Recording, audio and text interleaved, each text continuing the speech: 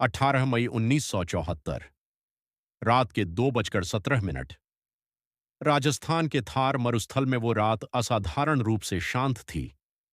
ऊपर तारे बेपरवाह थे और नीचे धरती की कोख में भारत का सबसे बड़ा और सबसे खतरनाक राज अपनी अंतिम सांसें गिन रहा था। पोखरण के उस इलाके को हफ्तों पहले ही आम लोगों के लिए बंद कर दिया गया था।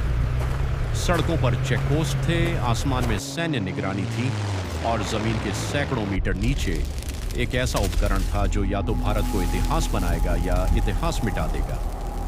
हफ्तों पहले भाभा परमाणु अनुसंधान केंद्र में डॉक्टर राजा रमन्ना की मेज पर एक गोपनीय रिपोर्ट आई थी। उसमें लिखा था कि परमाणु उपकरण के प्लूटोनियम कोर में एक सूक्ष्म दरार है। नंगी आंखों से न दिखने वाली वो दरार अनियंत्रित श्रृंखला अभिक्रिया को जन्म दे सकती थी और उसका परिणाम होता संपूर्ण राजस्थान पर अदृश्य मौत का साया। डॉक्टर रमन्ना ने वो रिपोर्ट पढ़ी, दराज में बंद की और दिल्ली की राह ली। इंदिरा गांधी के सामने जब वो रिपोर्ट रखी गई तो उन्होंने एक लंबी चुप्पी साधी, फिर खिड़की के बाहर देखा और सिर्फ 2 शब्द कहे, आगे बढ़ो। वो 2 शब्द उस दिन से इतिहास में दफन हो गए। 18 मई की उस रात एक युवा तकनीशियन, जिसका नाम किसी सरकारी दस्तावेज में नहीं है, सुरंग के अंदर अकेला था। उसके डोसीमीटर की सुई कांपी, 1 बार 2 बार फिर लगातार। संचार व्यवस्था बंद थी, बाहर निकलने का समय जा चुका था। वो वहीं रहा, उस उपकरण के पास, उस दरार के पास, उस अनजाने खतरे के पास।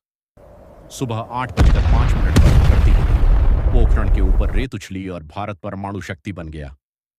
दुनिया ने इसे स्माइलिंग बुद्धा कहा, जश्न मना। लेकिन जब सुरंग के दरवाजे खुले और वो तकनीशियन बाहर निकला, चेहरा पीला, हाथ कांपते हुए, तो उसने चुपचाप अपना डोसीमीटर अधिकारी को थमाया। उस रीडिंग को देखकर अधिकारी का चेहरा पल भर को सफेद पड़ गया। उसने वो डोसीमीटर जेब में रख लिया। वो रीडिंग आज तक सार्वजनिक नहीं हुई। वो तकनीशियन अगले 6 महीने एक गुप्त चिकित्सा केंद्र में रहा। उसकी बीमारी का कारण किसी फाइल में दर्ज नहीं हुआ। उसका नाम किसी किताब में नहीं है, किसी संग्रहालय में नहीं है। लेकिन उसके बिना शायद वो इतिहास कभी नहीं लिखा जाता जिस पर आज पूरा देश गर्व करता है।